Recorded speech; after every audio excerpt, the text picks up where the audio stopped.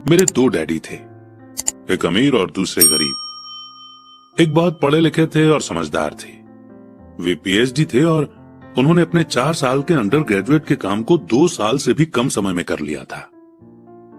इसके बाद वे आगे पढ़ने के लिए Stanford university, university of Chicago और नॉर्थ वेस्टर्न यूनिवर्सिटी गए और ये सब उन्होंने पूरी तरह से स्कॉलरशिप के सहारे ही किया। मेरे दूसरे डैडी 8th क्लास से आगे नहीं पढ़े थे। दोनों ही अपने करियर में सक्सेसफुल थे। दोनों ने जिंदगी भर मेहनत की थी। दोनों ने ही काफी पैसा कमाया था, पर उनमें से एक पूरी जिंदगी पैसे के लिए परेशान होता रहा। दूसरा हवाई के सबसे अमीर लोगों में से एक बन गया। एक के मरने पर उसके परिवार, चर्च और जरूरतमंद को करोड़ों की दौलत मिली। दूसरा अपने पीछे कर्ज छोड़कर मरा। मेरे दोनों डैडी इरादे के पक्के, चमत्कारी और प्रभावशाली थे। दोनों ने मुझे सलाह दी, पर उनकी सलाह एक जैसी नहीं थी। दोनों ही एजुकेशन पर बहुत जोर देते थे, पर उनके द्वारा बताए गए पढ़ाई के सब्जेक्ट्स अलग अलग थे।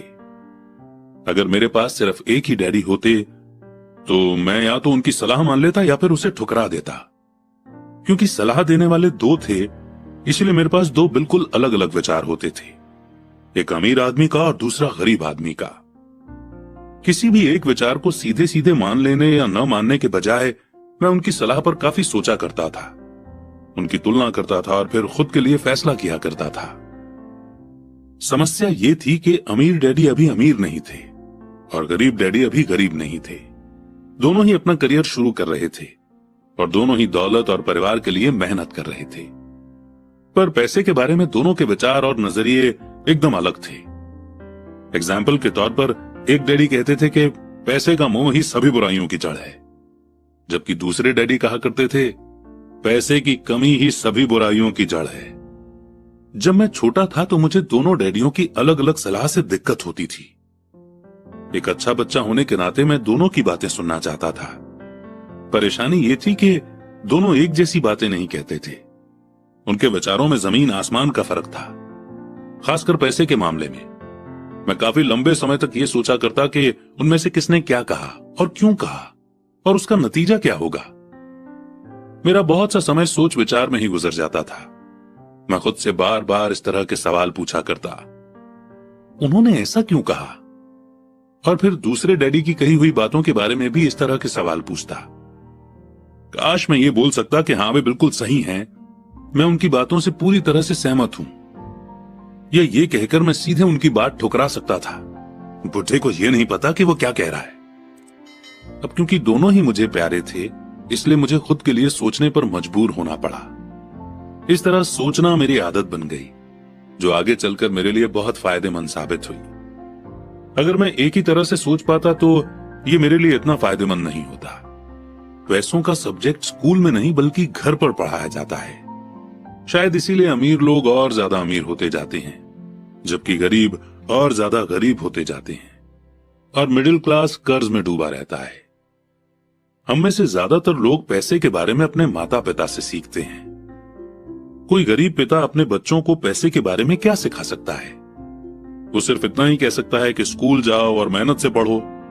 हो सकता है वो बच्चा अच्छे नंबरों से कॉलेज की पढ़ाई पूरी कर ले, फिर भी पैसे के मामले में उसकी मानसिकता और उसके सोचने का ढंग एक गरीब आदमी जैसा ही बना रहेगा।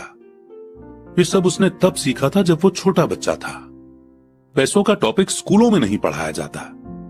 स्कूलों में एकेडमिक और प्रोफेशनल स्किल्स पर जोर दिया जाता है, न कि पैसों से जुड़े स्किल पर। इससे यह साफ हो जाता है कि जिन स्मार्ट बैंकर्स, डॉक्टर्स और अकाउंटेंट्स के स्कूल में अच्छे नंबर आते हैं, वे जिंदगी भर पैसे के लिए संघर्ष क्यों करते हैं।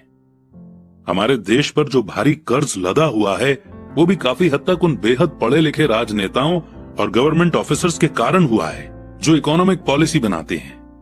और मजे की बात यह है कि वो पैसों के बारे में बहुत कम जानते हैं।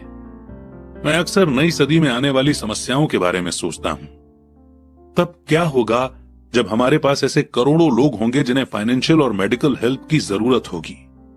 पैसों से जुड़ी मदद के लिए या तो वे अपने परिवारों पर या फिर गवर्नमेंट पर निर्भर होंगे।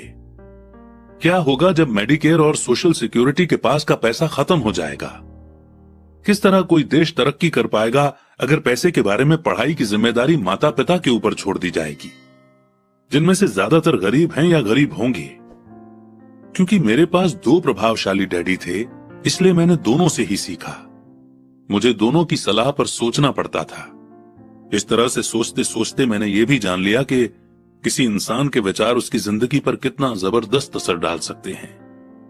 एग्जाम्पल के तौर पर एक डैडी को यह कहने की आदत थी, मैं इसे नहीं खरीद सकता। दूसरे डैडी इन शब्दों के इस्तेमाल से चिढ़ते थे। वे जोर देकर कहा करते थे कि मुझे इसके बजाय यह कहना चाहिए कि मैं इसे कैसे खरीद सकता हूं।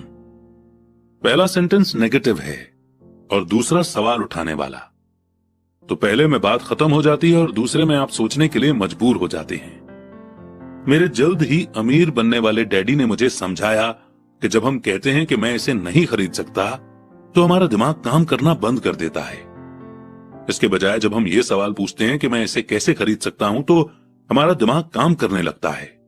उनका यह मतलब नहीं था कि आपका जिस चीज पर दिल आ जाए उसे खरीद ही लें। वे लगभग दीवानगी की हद तक अपने दिमाग को कसरत करवाना चाहते थे, क्योंकि उनके ख्याल से दिमाग दुनिया का सबसे ताकतवर कंप्यूटर है। मेरा दिमाग हर रोज तेज होता जाता है क्योंकि मैं इसकी कसरत करता रहता हूं। ये जितना तेज होता जाता है, मैं इसकी मदद से उतना ही ज्यादा पैसा कमा सकता हूं। उनका मानना था कि यह कहना कि मैं इसे नहीं खरीद सकता दिमागी आलस की पहचान है। हालांकि दोनों ही डैडी अपने काम में कड़ी मेहनत करते थे, पर मैंने देखा कि पैसे के मामले में एक डैडी की आदत यह थी कि वह अपने दिमाग को सुला देते थे और दूसरे डैडी अपने दिमाग की लगातार कसरत करवाते रहते थे। और इसका लॉन्ग टर्म नतीजा यह हुआ कि एक डैडी फाइनेंशियल रूप से बहुत अमीर होते चले गए, जबकि दूसरे डैडी लगातार कमजोर होते गए। इसे इस तरह से समझें कि एक इंसान हर रोज एक्सरसाइज करने के लिए जिम जाता है, जबकि दूसरा इंसान अपने सोफे पर बैठकर टीवी देखता रहता है। शरीर की सही एक्सरसाइज से आप ज्यादा हेल्दी हो सकते हैं और दिमाग की सही एक्सरसाइज से आप ज्यादा अमीर हो सकते हैं। आलस से सेहत और पैसा दोनों का नुकसान होता है। मेरे दोनों डैडियों की मेंटालिटी में जमीन आसमान का फर्क था। पुअर डैडी की सोच थी कि अमीरों को ज्यादा टैक्स देना चाहिए ताकि बेचारे गरीबों को ज्यादा फायदा मिल सके, जबकि अमीर डैडी कहते थे कि टैक्स उन लोगों को सजा देता है जो कुछ प्रोड्यूस करते हैं और उन लोगों को इनाम देता है जो प्रोड्यूस नहीं करते। पुअर डैडी सिखाते थे कि मेहनत से पढ़ो ताकि तुम्हें किसी अच्छी कंपनी में जॉब मिल जाए, जबकि अमीर डैडी की सीख ये थी कि मेहनत से पढ़ो ताकि तुम्हें किसी अच्छी कंपनी को खरीदने का मौका मिल जाए। पुअर डैडी कहते थे, मैं इसलिए अमीर नहीं हूं क्योंकि मुझे तुम बच्चों को पालना पड़ता है। अमीर डैडी कहते थे, मुझे इसलिए अमीर बनना है क्योंकि मुझे तुम बच्चों को अच्छे से पालना है। अमीर डैडी डिनर के टेबल पर पैसे और बिजनेस के बारे में बात करने के लिए हमेशा एनकरेज